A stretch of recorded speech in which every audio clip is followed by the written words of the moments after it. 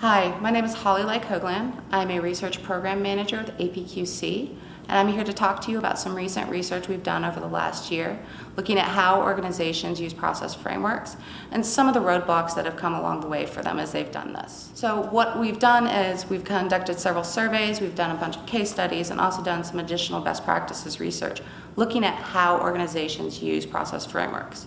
For what we found is that most organizations are really good at a lot of the initial stages of adopting a framework. So they're very good at the tactical aspects such as mapping, identifying the definitions of their processes, and even to an extent identifying process owners, and in some cases automation. But most organizations kind of stop right there. What they don't do is then extend their process management into continuous improvement or the performance management aspects of their processes. What we found a lot of organizations why they tend to do this is because they don't go into their process management approach with the clear guidelines and goals for why they're doing it in the first place. Now, because they don't have clear goals for why they're doing it, they tend to have a lot of other issues that come up. They can't map out their purpose to the strategic organization's goals. They can't communicate clearly to their employees why they should do this. And all of these result in a lack of buy-in and a lack of resources within the organization. So to overcome those, we typically tend to tell people to, as they're getting started on the process, ask themselves 4 questions. And the first question is, why are we doing this in the first place?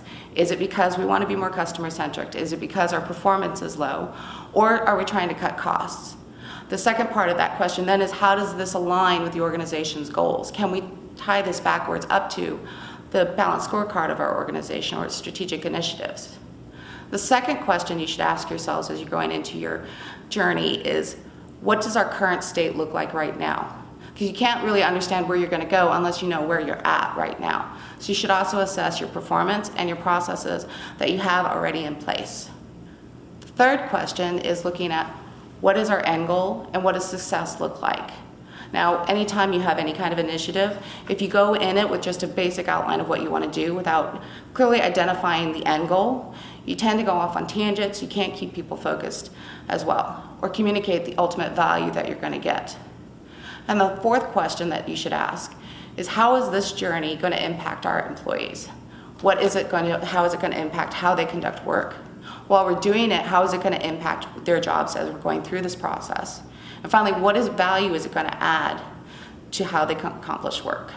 Now, if you ask yourself these 4 questions, you have clear goals, you have a great setup for a communication plan, not only with leadership to get resources and buy-in, improve your ROI, but you also have clear communication with your employees on what they're doing, how it's going to affect them, why they should do it.